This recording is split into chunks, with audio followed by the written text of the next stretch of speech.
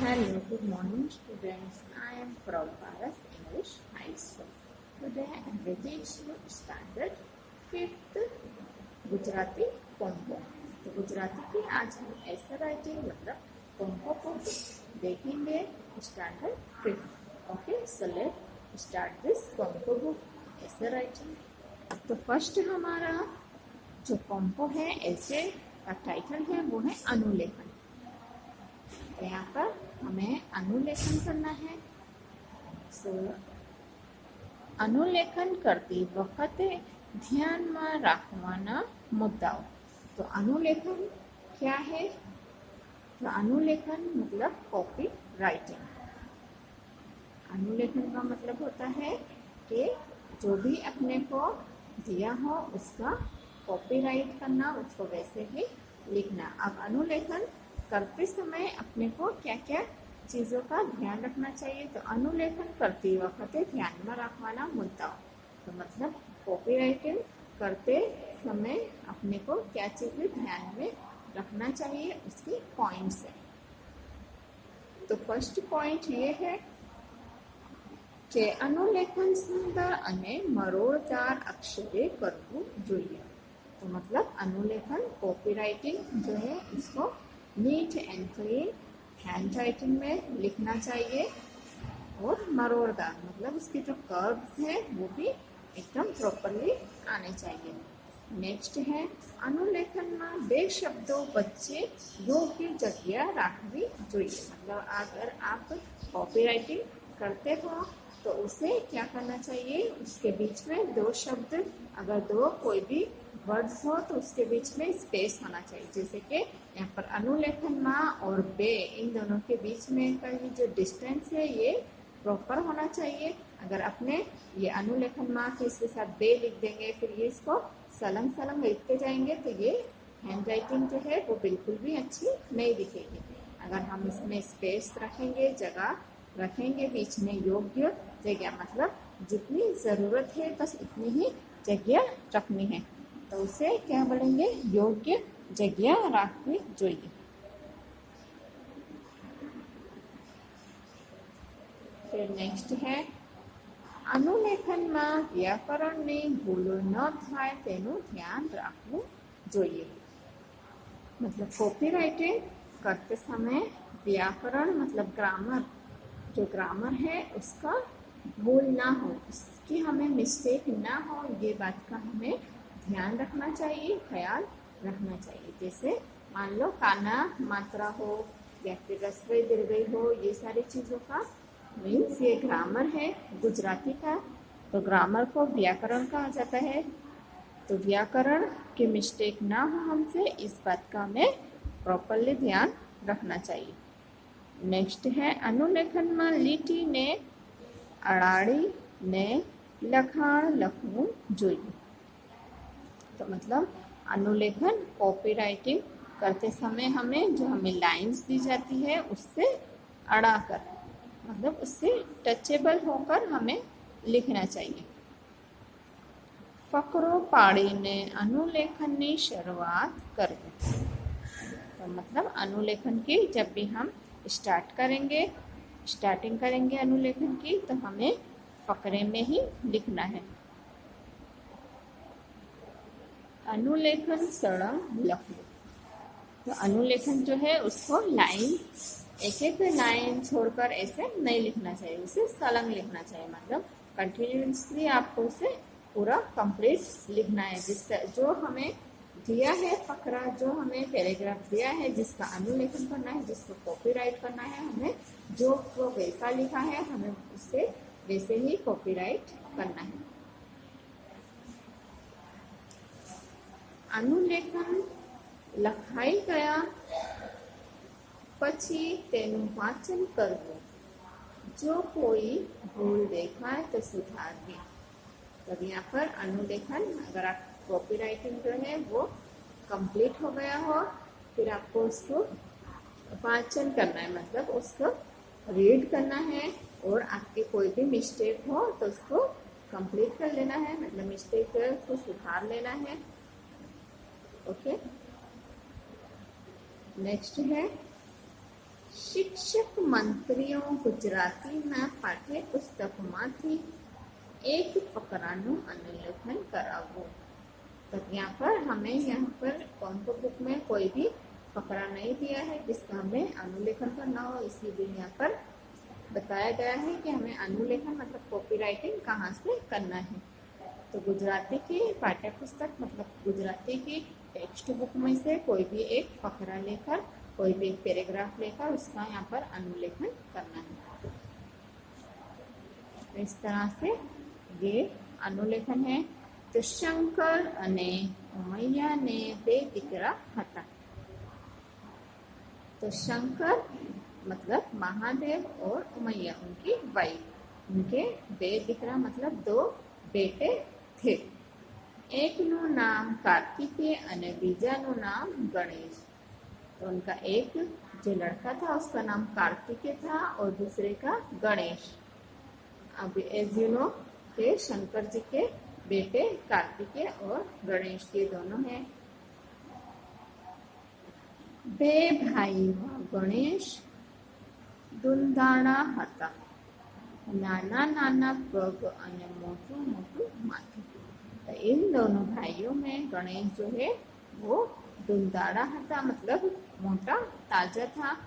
तो नाना नाना पग मतलब छोटे छोटे पैर थे अने मोटू मोटू माथुं और बड़ा सा मुंह था, बड़ा बड़ा उनका मुंह था, फेस था। कार्तिकेय तो हरणनी फाड़े दौड़े। अब यहाँ पर गणेश जी जो है वो मोटे मोटे थे, दुंदाड़े थे, मोटे ताजे थे और छोटे छोटे पैर थे और बड़ा सा मुंह था।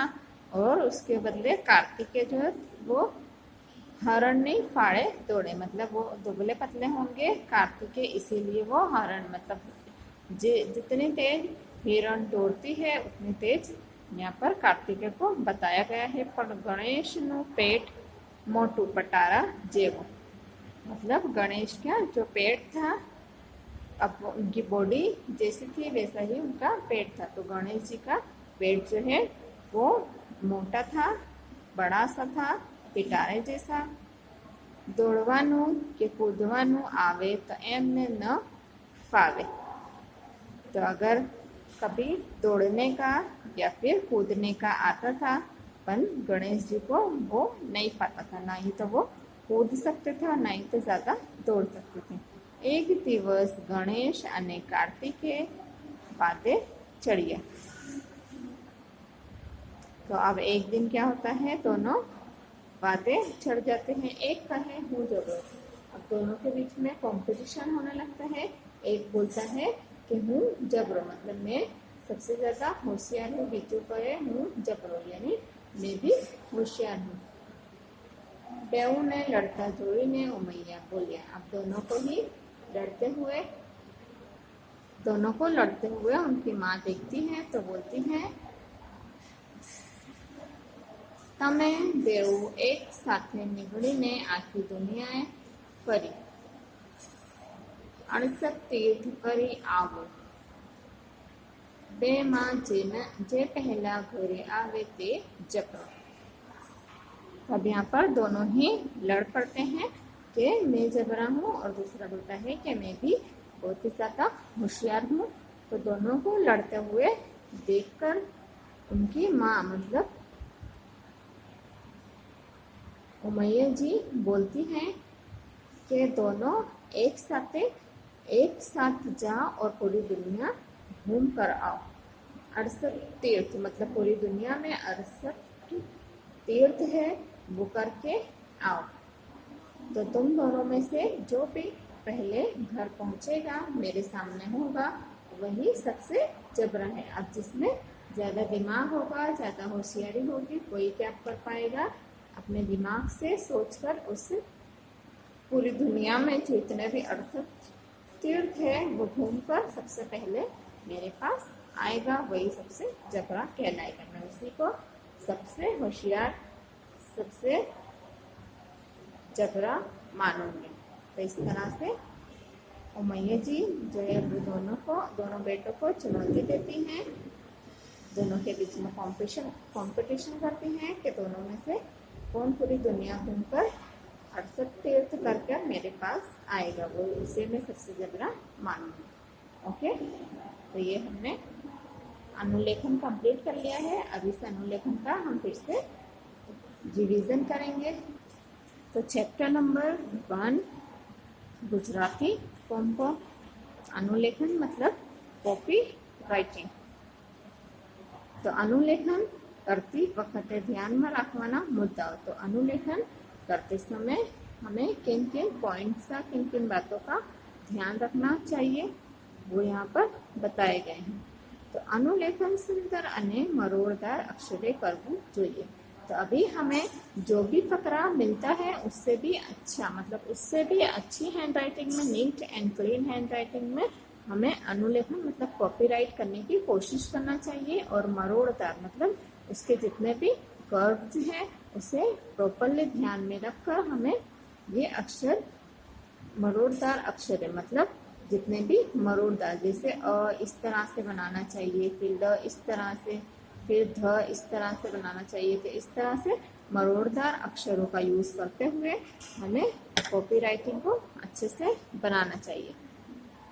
नेक्स्ट है अनुलेखन में बे शब्दों वच्चे योग्य जगह राखवी જોઈએ। तो जब भी हम कॉपीराइट करते हैं तो उसमें योग्य मतलब इन दोनों का जो डिस्टेंस है, डिस्टेंस स्पेस है, उसे प्रॉपरली रखना चाहिए। तो जितनी जरूरत हो उतना ही स्पेस रखना चाहिए। योग्य मतलब जितनी नीड हो हमारी, हमें जितनी जरूरत हो बस उतनी ही जगह रखना चाहिए। अगर आप ज्यादा भी जगह रख दोगे इसमें तो वो अच्छा नहीं दिखेगा, वो हैंड राइटिंग गंदी दिखेगी। तो यहाँ पर जितनी स्पेस बताई गई है बस जरूरत जितनी उतनी ही हमें स्पेस रखना है। अनुलेखन में व्याकरण ने भूलो न थाय तेनो ध्यान रखवू જોઈએ। और यहाँ पर ग्रामर, व्याकरण मतलब ग्रामर, तो गुजराती में से ग्रामर को व्याकरण कहा जाता है। तो हमें ग्रामर की मिस्टेक ना हो, मतलब अनुलेखन तो ये मात्रा है, ये काना है, इस तरह से ये सारी चीजों का ध्यान रखना चाहिए कि रस्वई दीर्घई ये सब कुछ प्रॉपरली आए। तो यहाँ पर अनुलेखन में व्याकरण मतलब ग्रामर, तो ये रस्वई दीर्घई काना मात्रा ये सब चीजों का ध्यान रखना चाहिए कि इसमें भूल न थे, मतलब इसमें कोई भी मिस्टेक नहीं होनी चाहिए, ये बात का हमें ख्याल रखना चाहिए। अनुलेखन में લીટી ने अड़ाड़ी ने लखाण लखवू જોઈએ। तो जिस तरह से अपने यहाँ पर लिखा है कि લીટી से मतलब यहाँ पर जो लाइंस दी गई है उससे लगा कर, तो यहाँ पर लाइन के ऊपर ही लिखा गया है। तो इस तरह से लाइन को अड़ाड़ी ने लखाण लखवू જોઈએ। फकरो पाड़ी ने अनुलेखन ने शुरुआत करनी। तो यहाँ पर फकरा मतलब ये फकरा दिख रहा है आपको, यहाँ पर थोड़ी स्पेस छोड़कर फिर यहाँ से अनुलेखन की मतलब कॉपी राइटिंग का स्टार्ट करना चाहिए। अनुलेखन सड़ंग लखू, तो जिस तरह से हमें अनुलेखन दिया जाएगा हमें उस तरह से सलंग लिखना होगा, मतलब इसमें कोई भी स्पेस नहीं छोड़ना है या फिर दूसरा फकरा नहीं बनाना है, हमें सलंग सलंग लिखते रहना है। अनुलेखन लखाई गया પછી તેનું વાંચન કરવું। जो कोई भूल देखाए तो सुधार दी। तो हमें कॉपीराइट करने के बाद उसे क्या करना चाहिए, उसे रीड करना चाहिए। और कोई भी मिस्टेक अगर हमें दिखती है तो उसको सुधारनी चाहिए। अगर हमसे कॉपीराइट करने में कोई मिस्टेक हो गई हो, काना मात्रा या व्याकरण में या फिर किसी भी चीज में हमें कोई मिस्टेक दिखती है तो उसे हमें सुधार लेनी चाहिए। ओके। शिक्षक मंत्रीए गुजरातीना पाठ्यपुस्तकમાંથી एक फकराનું अनुलेखन करावવું। तब यहाँ पर हमें कॉम्पो बुक में कोई भी फकरा नहीं दिया है कि जिसका हमें कॉपीराइट करना है। तो यहाँ पर बताया गया है कि आपको गुजराती की पाठ्य पुस्तक मतलब गुजराती की टेक्स्ट बुक के अंदर से कोई भी एक फकरा लेकर उसके कॉपीराइटिंग करवाना है। ओके, तो हमने क्या यहाँ पर कॉपीराइट किया है, शंकर अने उमैया ने वे दीकरा था। तो हम सभी को पता है कि शंकर और उमैया हस्बैंड वाइफ है जिनके दो दिकरे हैं, मतलब दो बेटे हैं, उनके दो बेटे हैं। एक नु नाम कार्तिकेय तो एक का नाम कार्तिकेय है उनमें से, और दूसरे कौन है? गणेश। बीजाનું नाम गणेश। तो एक का नाम कार्तिकेय और दूसरे का नाम गणेश था। तो બે ભાઈમાં ગણેશ ધૂમધાડા હતા। तो दोनों ही भाई में गणेश जो है वो धूमधाड़ा था, मतलब मोटे ताजे और अच्छे खासे थे दोनों में। अब यहाँ पर कोई भी अगर भाई बहन हो तो उन दोनों में फर्क होता ही है, दोनों ही सेम साइज या फिर सेम कलर के नहीं होते। तो इस तरह से यहाँ पर दोनों ही भाई में गणेश जो है वो धूमधाड़ा था, मतलब मोटे ताजे और गोरे चिट्टे थे। नाना नाना पग અને मोटू मोटू माथू। तो उनके छोटे छोटे पैर थे, मतलब अब मोटे होंगे तो उनके पैर भी क्या होंगे? साइज उनकी छोटी दिखेगी मोटापे से। तो उनके पैर जो है वो छोटे छोटे थे और बड़ा बड़ा सर था। तो उनकी बॉडी के हिसाब से उनका सर भी, माथा मतलब बड़ा था। कार्तिकेय तो हरणनी फाड़े दौड़े। तो कार्तिकेय जो थे, अब वो मोटे गणेश जी जो है वो मोटे ताजे थे, तो वो बहुत ज्यादा चलते नहीं पाते थे। और कार्तिकेय जो है वो पतला दुबला था, तो वो हरणनी फाड़े मतलब हिरण की तरह तोड़ते थे, उससे बांधते थे। पर गणेश नो पेट मोटू पटारा जेवो। अब गणेश जी का पेट जो है वो मोटा, बहुत ही बड़ा था, पिटारे की तरह। तोड़वानु के कूदवानु आगे तो एमने न फावे। तो अब कहीं पर दौड़ने का, तो रन का या फिर कूदने का आता था, जंपिंग या फिर रनिंग, ये सारी चीजें गणेश जी जो है वो नहीं कर पाते थे, उन्हें कंफर्टेबल नहीं हो पाता था।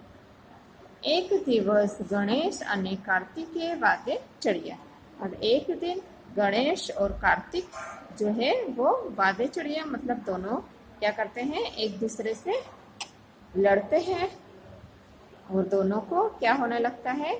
दोनों एक दूसरे से बोल पड़ते हैं कि एक कहे हूँ जबरो।